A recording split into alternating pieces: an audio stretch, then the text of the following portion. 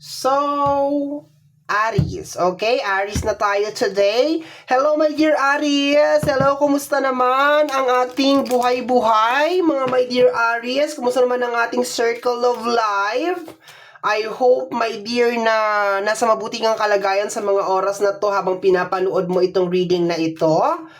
At ang gagawin natin ngayon mga my dear Aries ang iyong first 15 days of February 2025. This is from February 1 hanggang February 15, 2025. And of course mga my dear Aries, this is a general reading. So munting paalala lamang mga my dear Aries na ang gagawin natin ngayon ay general reading. So hindi po ito 100% na magre-resonate para sa ating lahat. So please mga my dear Aries, lower your expectation pagdating po sa mga general reading. Ilalabas ko muna my dear lahat ng oracle cards na kailangan natin sa reading na ito my dear, para dire-diretso yung ating reading.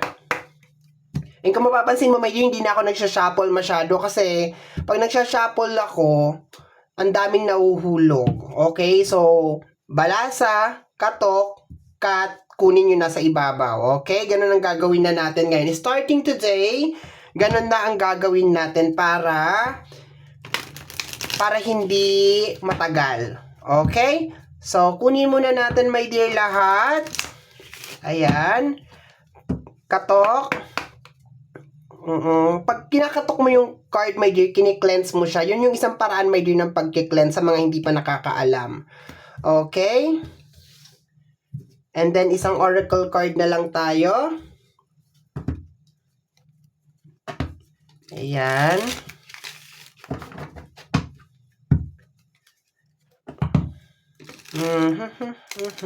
Okay, last na yan. Nahati kasi tong card na to kasi medyo matagal na siya. Cut natin. Okay, so bubuksan na natin mga my dear Aries. Are you ready? Are you ready my dear? Are you ready? Are you ready? Are you ready? Okay? So ang first card mo my dear is the card of love.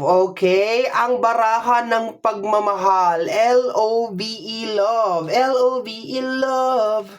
Okay, we have here the energy of robbery. Meron bang nagnakaw ng iyong puso or baka merong magnanakaw ng iyong puso? Okay, medyo malalim yun ha. Malalim yun. Baka may taong umalis tapos daladala niya yung puso mo. Okay, tingnan natin.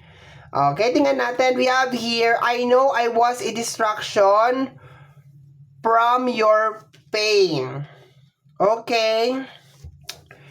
And I just wish things were different. Okay? So, nakukuha ko dito, my dear, na una, merong tao na parang hindi ka na-appreciate. Okay? So, posibleng maramdaman mo yun, my dear, sa first 15 days of February, na baka merong tao na parang hindi ka na-appreciate. O kaya, parang pinaparamdam niya sa'yo, my dear, na parang nakakadagdag ka sa mga pinagdadaanan niya as of this moment. Okay. Posible din, my dear, na baka nilalayuan ka, okay, nitong tao na to. Okay. And sa energy ng robbery, my dear, parang meron, hindi naman siya as in like ninakawan ka, my dear, ng something. It's more on parang unfair na treatment. Kasi parang ang nakukuha ko, my dear, pag kailangan niya ng help, parang kailangan niya ng love or ng tulong or something, nandyan ka. Okay? Lagi kang willing, my dear. So, posible itong relationship, posible itong friendship, posible itong family. Okay? Yung tinutukoy dito, of course, this is a general reading. So, nakukuha ko dito, my dear Aries, pag meron kailangan, parang nandyan ka. Okay? Ganun na nakukuha ko. Tapos, pag ikaw na yung may kailangan, parang, alam mo yun, wala siya. Yun, parang may unfair na treatment sa energy ng love, okay? And at the same time, maliban sa energy ng parang unfair na treatment sa energy ng love, parang nakukuha ko dito is, parang iniiwasan ka, parang ayaw kang kausapin, parang ayaw kang i-chat, parang ayaw kang i-message. And parang pinaparamdam sa'yo na hindi ka naman talaga nakakatulong, no? Masakit to, my dear Aries, if especially parang nag-a-advise ka or lahat ginagawa mo para sa kanya, pero yung ginagawa mo pala, my dear, is para sa kanya parang useless, walang kwenta-kwenta, okay? Maano siya, something like very painful yung atake niya, my dear, okay? So, let's go tayo dito. Tapos sabi mo dito, I just wish things were different. Sana hindi na lang ganito yung sitwasyon, okay? O yung mga bagay-bagay, sana hindi na lang ganito. Or sana hindi na lang to nangyayari. Or sana hindi ko na lang nararamdaman to, okay? So, tingnan natin, my dear Aries. Additional cards tayo. 8 cards additional tayo. Tingnan natin kung ano ang nangyayari, my dear, sa yung first 15 days of February.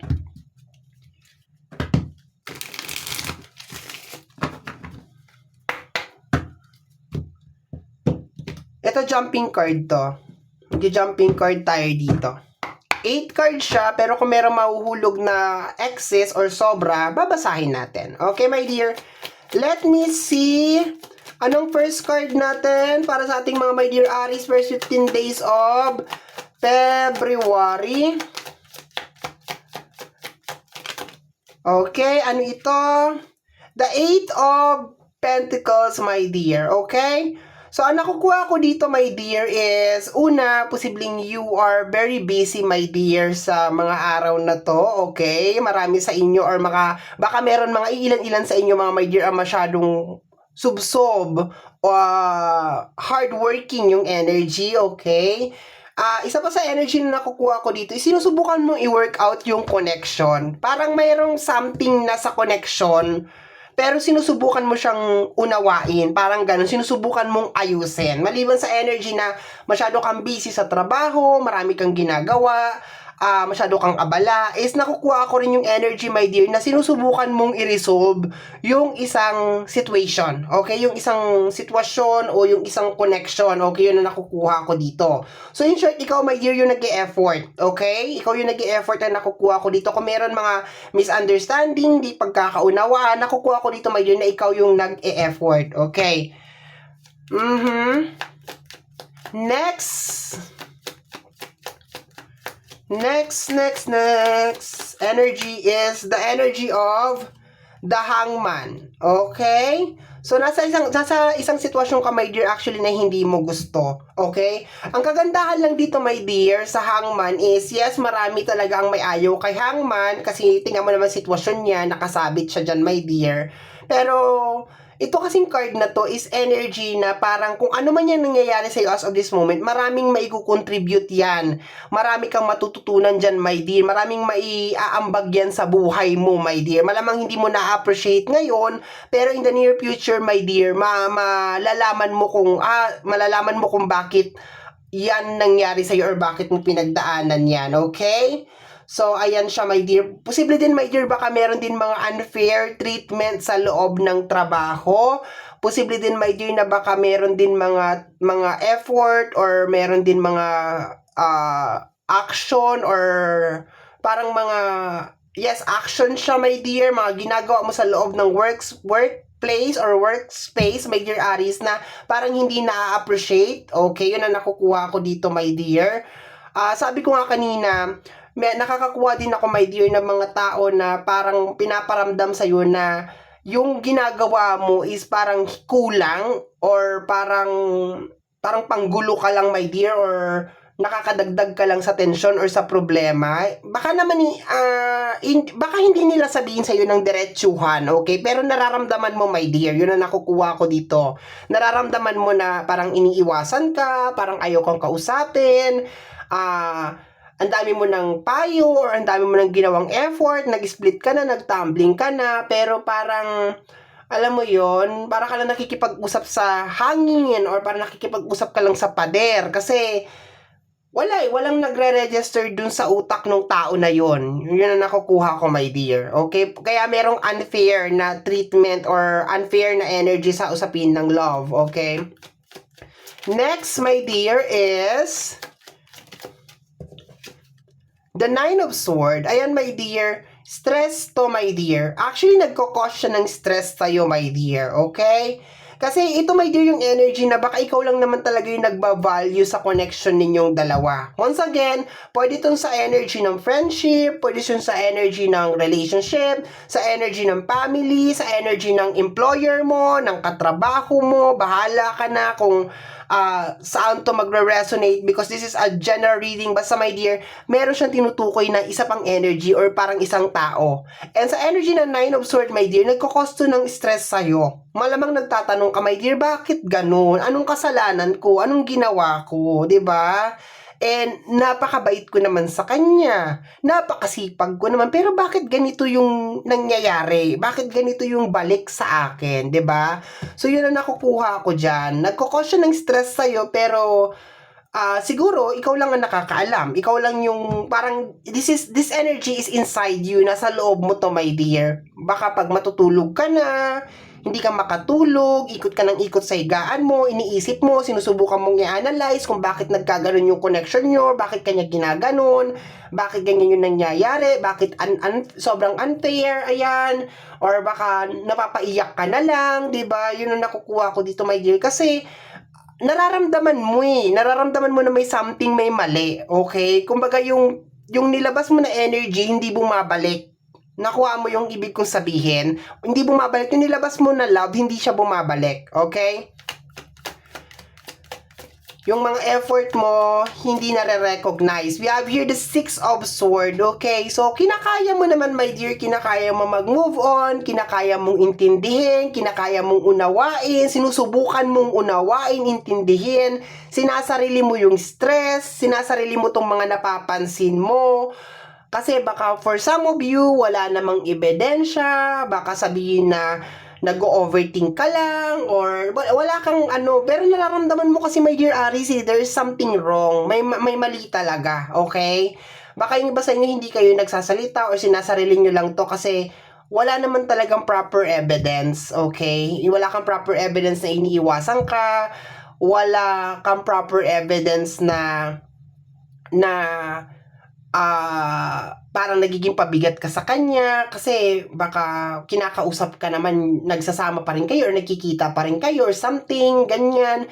Pero yung ano mo kasi, my dear, yung feelings mo, my dear, yung kutob mo ba, my dear, napakalakas. Very, very strong, my dear, sa first 15 days of February na may mali sa aming dalawa, may something.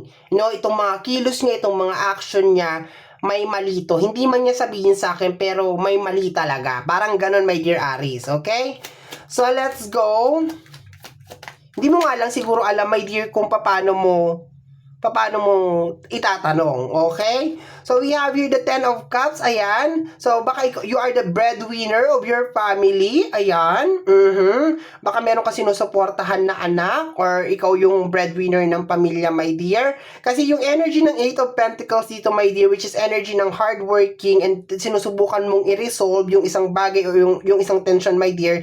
Kino-confirm nito, my dear, na yes, nasa loob to ng family or parang circle. And yung pagtatrabaho mo, my dear, is para din to, my dear, dun sa loved ones mo, okay? Kaya parang pressure siya, my dear, kasi kung ano man yung ginagawa mo is nanggagaling siya sa heart mo, nanggagaling siya sa puso mo, my dear Aries. Kaso ang problema, parang hindi talaga siya na-appreciate. Parang basta hindi siya nare-recognize. Yun na nakukuha ko, my dear.